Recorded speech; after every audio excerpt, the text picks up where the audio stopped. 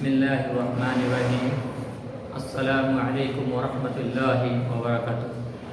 প্রিয় নবম শ্রেণীর শিক্ষার্থীবৃন্দ, তোমরা কেমন আছো? আশা করি আল্লাহর অশেষ রহমতে ভালো আছো। দীর্ঘ এই মহামারীকালীন সময়ে তোমাদেরকে আমরা শ্রেণীকক্ষে আনতে পারি নাই বিদায় অনলাইন ক্লাসের মাধ্যমে লেখাপড়ার কার্যক্রম চালিয়ে যাচ্ছি। শেখদি আব্দুল্লাহ মোল্লা উচ্চ বিদ্যালয় অ্যান্ড কলেজ কর্তৃক আয়োজিত অনলাইন ক্লাসে তোমাদেরকে স্বাগত। অবশ্যই তোমরা মনোযোগ সহকারে আমাদের লেকচারগুলো শুনবে এবং স্বাস্থ্যবিধি মেনে নিয়মিত লেখাপড়ার কার্যক্রম চালিয়ে যাবে। যেই সমস্যাগুলো বুঝতে একটু অসুবিধা হবে, পরবর্তীতে ইনশাআল্লাহ আমরা শ্রেণীতে এগুলোকে নিয়ে আবার আলোচনা করব। আজ নবম শ্রেণীর বিজ্ঞান 10 অধ্যায় 10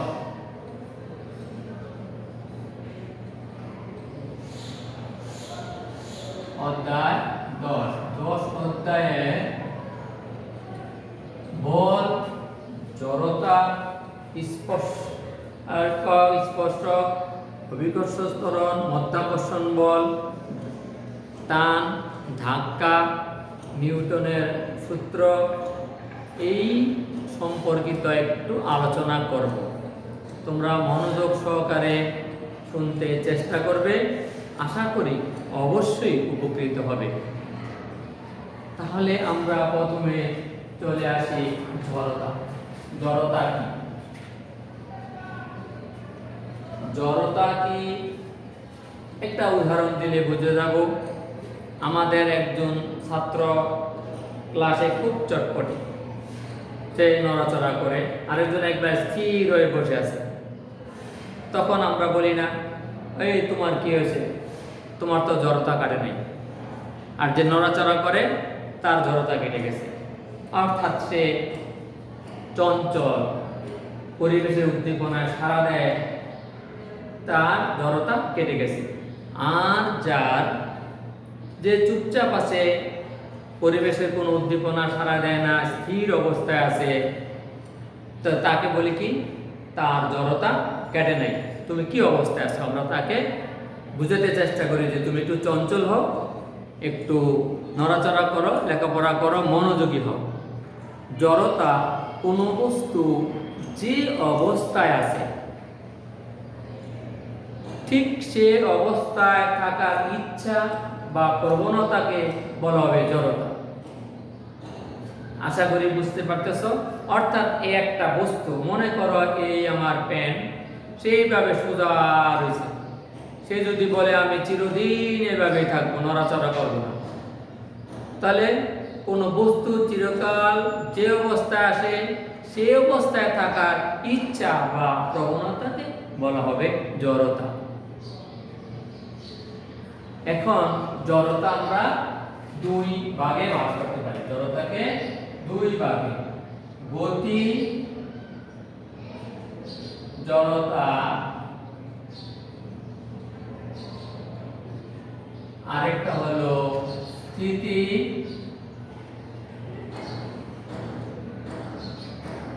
জড়তা। তাহলে তোমার প্রশ্ন থাকবে, স্যার জড়তাকে আবার দুই ভাগে ভাগ করে দিলেন, তাহলে স্থিতি জড়তা কি, গতি জড়তা কি, এইটাও আমাকে জানতে হবে না? শিক্ষার্থীরা, জিনিসটা খুব সহজ। প্রথম আসছে গতি জড়তা। কোন বস্তু, যে বস্তুর জড়তা কি স্থির অবস্থায় ছিল, সে যদি গতি লাভ করে, গতিশীল অবস্থায় কোনো বস্তু স্থিতি থেকে গতি লাভ করার ইচ্ছা করে, তাহলে তার বড় এলো গতি জড়তা, গতিশীল স্থিতি অবস্থায় আছে, সে কি করতেছে? গতিশীল অবস্থা লাভ করার ইচ্ছা আশা পোষণ করছে, অর্থাৎ স্থির ছিল, এখন সে একটু নড়াচড়া করতেছে, চলা শুরু করছে। এই অবস্থাকে বলা হবে গতি জড়তা। আর গতিশীল অবস্থায় আছে, স্থির অবস্থা থাকার ইচ্ছা আশা পোষণ করলে তাকে বলা হবে স্থিতি জড়তা। নিশ্চয় বুঝতে পারতেছ? অর্থাৎ গতিশীল থেকে স্থিতিতে গেলে স্থিতি জড়তা, আর স্থিতিশীল থেকে গতিতে গেলে গতি জড়তা। এবার আমরা একটু ভালো করে খেয়াল করো, গাড়িতে যখন সিট বেল্ট বেঁধে রাখে ড্রাইভার, অথবা সিট বেল্ট বেঁধে না রাখে, পার্থক্যটা কি? ড্রাইভার যখন গাড়ি চালায় তখন গতি লাভ করে, গাড়ি কি লাভ করতেছে? গতি। ড্রাইভারের শরীরও গতি লাভ করতেছে। সিট বেল্ট যদি বাঁধা না থাকে, যখন গাড়ি ব্রেক কষবে তখন ড্রাইভার সিটকে পরে ব্যথা পেতে পারে, যাত্রীও সিটকে পরে ব্যথা পেতে পারে। এই জন্য প্রত্যেককেই সিট বেল্ট বাঁধা উচিত, নিয়ম আছে বাঁধা। তাহলে এটা কি? গতি জড়তা। আবার গাড়িতে বসছো তুমি, ড্রাইভারও বসছে, গাড়ি স্থিতিশীল অবস্থায় আছে, আবার গাড়ি যখন টানা শুরু করবে তখন একটা ধাক্কা, পিছনের দিকে ধাক্কা মারে, অর্থাৎ গাড়ি স্থিতিশীল অবস্থা থেকে গতি জড়তার দিকে যাচ্ছে। তখন আমরা প্যাসেঞ্জার যাত্রীদের শরীরও স্থিতি থেকে গতির দিকে যাচ্ছে, তখন যাত্রী পিছনের দিকে হেলে পড়ে ব্যথা পেতে পারে। এই জন্য সিট বেল্ট বাঁধা দরকার। এরপরে আমাদের আরেকটা টপিক আসতেছে টান এবং ধাক্কা।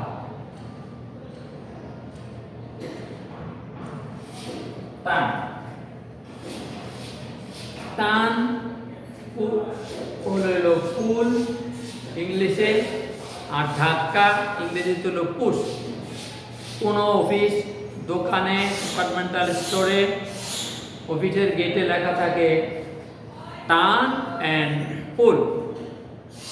এটা খেয়াল করলে তুমি বুঝতে পারবা টানটা কি। টান হলো বল প্রয়োগকারীর দিকে, কোনো বস্তুকে বল প্রয়োগকারীর দিকে টেনে আনাকে বলা হবে টান। মনে করো এখানে একটা দরজা আছে, তুমি এই রুমে ঢুকতেছ, দরজাকে তোমার দিকে টেনে আনছো, তখন এটা হবে টান। তাহলে এই দরজাটা তুমি কোথায় টেনে আনতেছ? তোমার দিকে। কোন বস্তুকে বল প্রয়োগকারী তার নিজের দিকে আনাকে, সরিয়ে আনাকে বলা হবে টান। পক্ষান্তরে তুমি টেনে রুমে ঢুকলা, আবার রুম থেকে বের হবে, এটা কি করবে? ধাক্কা দিয়ে। তখন বল তার উল্টা দিকে, বল প্রয়োগকারী তার বিপরীত দিকে বল প্রয়োগ করলে, তাকে বিপরীত দিকে বল প্রয়োগ করে বস্তুকে সরানো হলে তাকে বলা হবে ধাক্কা। দরজা আমরা ঢোকার সময় কি করি? টান দিয়ে ঢুকি, ভিতরে গিয়ে আবার ধাক্কা দিই, পুশ এন্ড পুল। আচ্ছা, এর মধ্যে তোমাদেরকে আরেকটা জিনিস জানতে হবে, বল ইংরেজিতে ফোর্স, এর অক্ষর এফ। বল কি? বল সম্পর্কে আমরা একটু পরে আলোচনা করতেছি, এই জন্য যে বলের সাথে অনেকগুলো বিষয়ের সংশ্লিষ্টতা রয়েছে। বল হলো যা স্থির বস্তুর উপর ক্রিয়া করে বস্তুকে গতিশীল করে বা করতে চায়, আর গতিশীল বস্তুর উপর ক্রিয়া করে বস্তুর গতির পরিবর্তন করে বা করতে চায়, তাকে বল বলে। এখন একটা উদাহরণ দিলে বুঝতে পারবো। মনে করো আমরা রুমে ঢুকেই দেখি ফ্যান বন্ধ, স্থির অবস্থায় আছে। সুইচ দিলাম, তাহলে আমি কি এখানে কি করলাম, ফ্যানকে সুইচ অন করার সাথে সাথে ফ্যানটা ঘুরতে থাকলো। তাহলে ফ্যান কি অবস্থায় ছিল? তোমার রুমের ফ্যানটা স্থির অবস্থায় ছিল। তো আমি গিয়ে কি করলাম, তার উপর সুইচ অন করার সাথে সাথে সে চলা শুরু করলো। তাহলে স্থির অবস্থায় ছিল, স্থির অবস্থা থেকে তাকে আমি গতিশীল অবস্থার দিকে নিয়ে গেলাম। আবার এইটা একটা বল, আবার আমি ও রুম বন্ধ করে যাওয়ার সময় অবশ্যই ফ্যান অন করে যাব না, কি করতে হবে, ফ্যানটাকে বন্ধ করে যেতে হবে। তখন কি করলাম, দেখতেছি ফ্যান ঘুরতেছে, মানে সে গতিশীল অবস্থায় আছে। সুইচ অফ করলাম, ফ্যান তখন কি হয়ে এলো, কি হয়ে গেল, ফ্যানটা এখন স্থিতিশীল অবস্থায় চলে আসলো। তাহলে এখানে দুইটা শক্তি, একটা হলো গতিশীল অবস্থায় থেকে স্থিতিশীল অবস্থায় যাওয়া, আর স্থিতিশীল অবস্থা থেকে গতিশীল অবস্থা যাওয়াকে বলা হবে বল। অবশ্যই বুঝতে পারতেছ বল কি। বল আবিষ্কার করতে কে? বিজ্ঞানী নিউটন বল আবিষ্কার করেছেন। বিজ্ঞানী স্যার আইজাক নিউটন বল আবিষ্কার করেছেন। নিশ্চয় জানো উনি আপনার কাছে নিজে বসে আছেন মাধ্যাকর্ষণ শক্তির, যেটা এইটাও একটা বলের কারণ। তাহলে নিউটন কি? নিউটন একজন বিজ্ঞানীর নাম, এটা দিলে কিন্তু হবে না, এটা একটা সংজ্ঞা আছে। নিউটন কি বলে দেব যে বিজ্ঞানী নিউটন একজন বৈজ্ঞানিকের নাম, না হবে না। নিউটনের সংজ্ঞা হলো যে পরিমাণ বল 1 কিলোগ্রাম কোন ভরের কোন বস্তুর উপর প্রয়োগ করে 1 মিটার পার সেকেন্ড স্কয়ার ত্বরণ সৃষ্টি করে, তাকে বলা হবে 1 নিউটন বল। যে পরিমাণ বল 1 কিলোগ্রাম ভরের কোন বস্তুর উপর প্রয়োগ করে, প্রযুক্ত হয়ে কি করতে হবে, 1 মিটার পার সেকেন্ড, অর্থাৎ প্রতি সেকেন্ডে 1 মিটার দূরত্ব অতিক্রম করবে, তাকে বলা হবে 1 newton. 1 metre per second square ত্বরণ, 1 মিটার পার সেকেন্ড স্কয়ার ত্বরণ। তাহলে ত্বরণ একটা কি, আবার ত্বরণ হলো বস্তু যে গতিতে আছে, সরণের সময় বস্তুটা গতি লাভ করে, বস্তুর গতি চলার পথে বস্তুর গতি বৃদ্ধি পেলে তাকে বলা হয় ত্বরণ। নিশ্চয় বুঝতে পারতেছ? তাহলে আমরা নিউটনের সংজ্ঞাটা শিখলাম, প্রতি সেকেন্ডে 1 মিটার বস্তু সরণ হয়, অর্থাৎ যে পরিমাণ বল 1 কিলোগ্রাম ভরের কোনো বস্তুর উপর প্রযুক্ত হয়ে 1 মিটার পার সেকেন্ড স্কয়ার ত্বরণ সৃষ্টি করে, তাকে বলা হয় 1 নিউটন। প্রতি সেকেন্ডে 1 মিটার ত্বরণ বৃদ্ধি পাচ্ছে। এখন বলের আরেকটা বিষয় আছে, স্পর্শ বল। স্পর্শ বল এটা বলের সাথে সংস্পর্শ, যে বল দুইটি বস্তুর উপর ভৌত সংস্পর্শে এসে পরস্পরের উপর ক্রিয়া করে, তাকে বলা হয় স্পর্শ বল। অর্থাৎ একটা বল দুইটা বস্তুর উপর আসলে দুইটা বস্তুর সংস্পর্শে আসবে, দুইটা বস্তুর সংস্পর্শে এসে একের অপরের উপর ক্রিয়া করবে, তাকে বলা হয় স্পর্শ বল। যেমন আমরা ফুটবল খেলতেছি, ফুটবল মাঠে গড়াচ্ছে, তাহলে ফুটবল মাঠের সাথে কি হচ্ছে, গড়াচ্ছে। ফুটবল এবং মাঠের মধ্যে যে একটা সংস্পর্শ, একে অপরের সাথে ক্রিয়া করে, এই যে বল সৃষ্টি হলো, তাকে বলা হবে স্পর্শ বল। এর মধ্যে আরো একটা ব্যাপার আছে, পৃথিবী এবং অন্য একটা বস্তুর মধ্যে আকর্ষণ বল, মধ্যাকর্ষণ বল। অনেক রকমের বল আছে। মাধ্যাকর্ষণ বল। মাধ্যাকর্ষণ বলটা কি? পৃথিবী এবং অন্য একটি বস্তুর মধ্যে যে আকর্ষণ বল, পৃথিবী এবং অন্য একটি বস্তুর মধ্যে যে আকর্ষণ, একে অপরকে যে টানে, আকর্ষণ করে, এই বলটাকে বলা হবে মাধ্যাকর্ষণ বল। বুঝতে পারতেছ? পৃথিবী মনে করো একটা পৃথিবী, এই পৃথিবী আর পৃথিবীর তুলনা, পৃথিবী একটা গ্রহ আর চাঁদ একটা উপগ্রহ।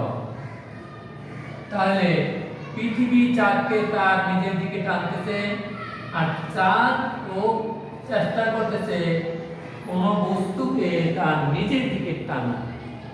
কি বল দেখলাম?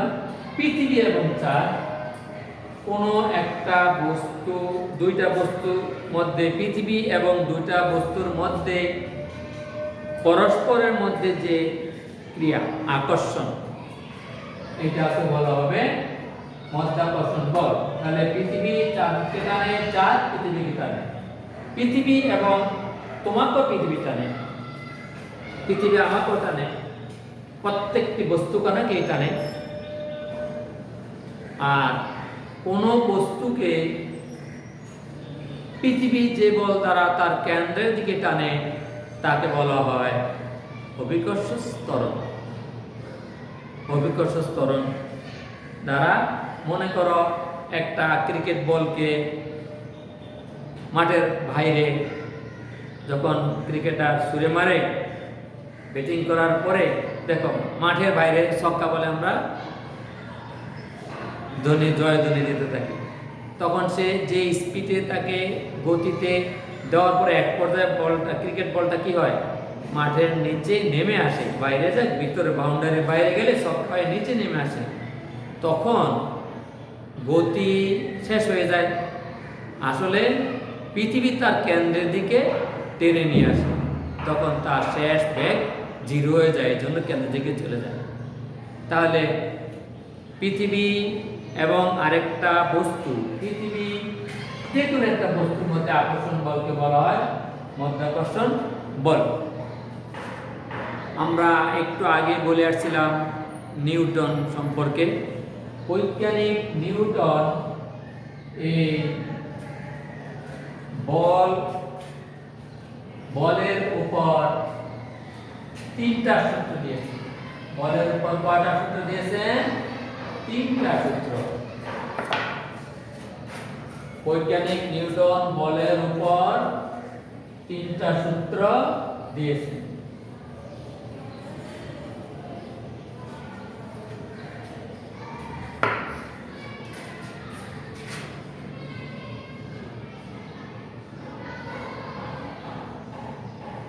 নিউটনের 3টি সূত্র।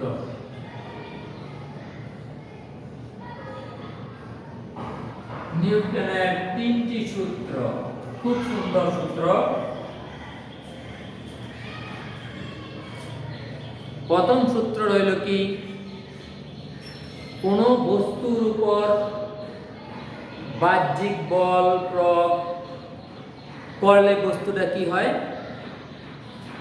এটা পরিবর্তন হতে চেষ্টা করে, বস্তু সরে যেতে চেষ্টা করে। অর্থাৎ স্থির বস্তু স্থির থাকবে, গতিশীল বস্তু গতি অবস্থা চলবে। এটার মধ্যে যেই জিনিসটা প্রয়োগ করব, এটাই তো বল। আর নিউটনের প্রথম সূত্র হইল স্থির বস্তুকে গতিশীল করা এবং গতিশীল বস্তুর গতির পরিবর্তন করা। যাহা স্থির বস্তুর উপর, সংজ্ঞাটা এরকম ভাবে বলা যায়, যাহা স্থির বস্তুর উপর ক্রিয়া করে বস্তুকে গতিশীল করে বা করতে চায়, এবং গতিশীল বস্তুর উপর ক্রিয়া করে বস্তুর গতির পরিবর্তন করে বা করতে চায়, তাকে বলা হবে, এইটা হলো নিউটনের প্রথম সূত্র। এখন তোমার কথা হতে পারে, স্যার আমি তো এই ওয়ালটাকে স্থির অবস্থা আছে, ওয়ালকে আমি ধাক্কা মারবো, জোরে ধাক্কা মারবো, আমার কি এখানে বল প্রয়োগ হয়েছে? হ্যাঁ, বলছে স্থির বস্তুর উপর ক্রিয়া করে বস্তুকে গতিশীল করে বা করতে চায়। আমি ওয়াল স্থির অবস্থা আছে, তাকে ধাক্কা দিতেছি, চেষ্টা করতেছি, কিন্তু গতিশীল করতে পারি না। আমি যতটুকু ওজনের চেষ্টা করছি, চেষ্টা তো করছি। আবার একটা গাড়ি, চলন্ত গাড়ি চলতেছে, ব্রেক কষে এটাকে স্থির করে দিলাম, ফ্যান চলতেছে, সুইচ অফ করে এটাকে স্থির করে দিলাম। তাহলে চলমান গতিশীল বস্তুকে স্থির অবস্থায় নিয়ে আসলাম। এইটাও ওই 1 নম্বর সূত্রের মধ্যে পড়ে। অর্থাৎ গতিশীল বস্তুর উপর ক্রিয়া করে বস্তুকে স্থির করে বা করতে চায়, আবার স্থির বস্তুর উপর ক্রিয়া করে বস্তুর গতির পরিবর্তন করে বা করতে চায়। তার এই হলো 1 নম্বর সূত্র। 2 নম্বর সূত্র হলো বস্তুর উপর ভরবেগের পরিবর্তন হার বস্তুর ভর ও বেগের সমানুপাতিক। বস্তুর ভর যদি m হয়, বেগ হবে তোমার b, সুতরাং ভর ও বেগের গুণফল হবে m * v = m d। ভর আর b, m হলো বস্তুর ভর আর v হলো বেগ। অর্থাৎ দ্বিতীয় সূত্র বলছে বস্তুর ভরবেগের পরিবর্তনের হার বস্তুর উপর প্রযুক্ত বলের সমানুপাতিক। বস্তুর ভরবেগের পরিবর্তনের হার বস্তুর উপর প্রযুক্ত বলের সমানুপাতিক। এটার উপর একটা সূত্র আছে F = ma। এখানে অক্ষরগুলোকে আমরা F কে সূচিত করব। F হলো বল বা ফোর্স, m হলো মাস বা ভর, a হলো বস্তুর ত্বরণ। এগুলো দিয়ে আমরা পরবর্তী শ্রেণীতে অঙ্ক করার ক্ষেত্রে কাজ লাগবে। গণিত কিছু বলের সমস্যা আছে, এগুলো আমরা পরবর্তীতে সমাধান করব এই সূত্রের মাধ্যমে। তৃতীয় আরেকটা সূত্র আছে অ্যাকশন = রিঅ্যাকশন।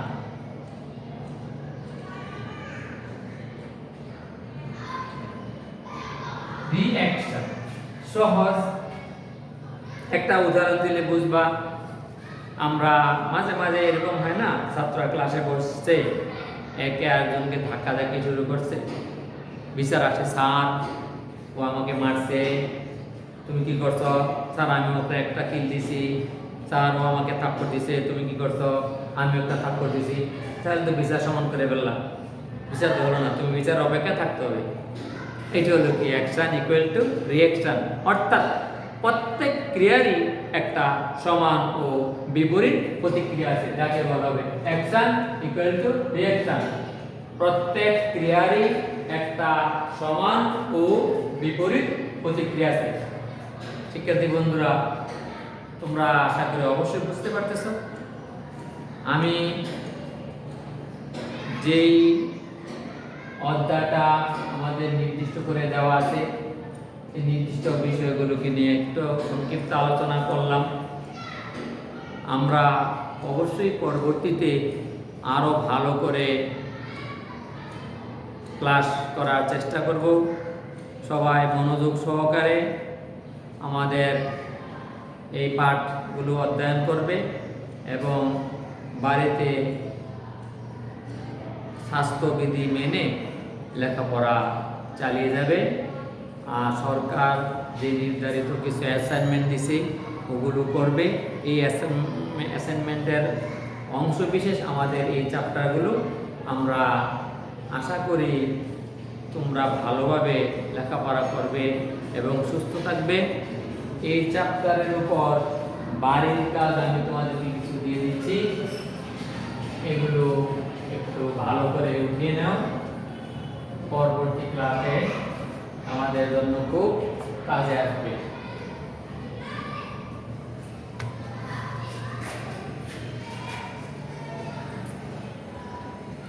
বাড়ির কাজ কোন কোন জিনিসগুলো তোমার মনে করো সংজ্ঞা শিখবে, এই জিনিসগুলো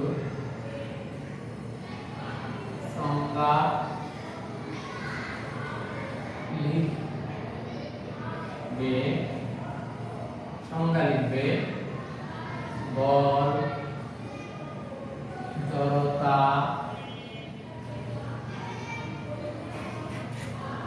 গতি জড়তা,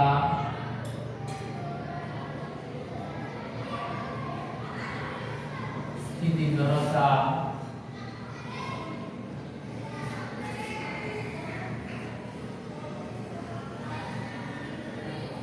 স্পর্শ বল,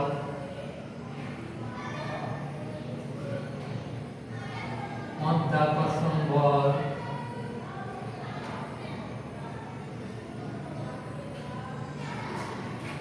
নিউটন, এরপরে নিউটনের তিনটি সূত্র প্রয়োগ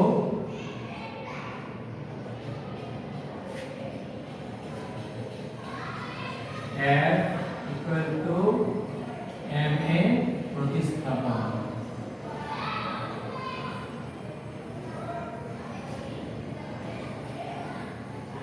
এই চ্যাপ্টারের নির্ধারিত সিলেবাস আমরা আশা করি অবশ্যই সুন্দরভাবে বুঝতে পারতেছ। ভালোভাবে তোমরা লেখাপড়া করো, স্বাস্থ্যবিধি মেনে চলো এবং আমাদের বাড়ির কাজগুলো আমরা ভালোভাবে করে পরবর্তী ক্লাসের জন্য প্রস্তুত হব ইনশাআল্লাহ। ওই পর্যন্ত সবাই সুস্থ থাকো এবং ভালো থাকো। আসসালামু আলাইকুম রহমতুল্লাহি ওয়া বারাকাতুহু। আল্লাহ হাফেজ।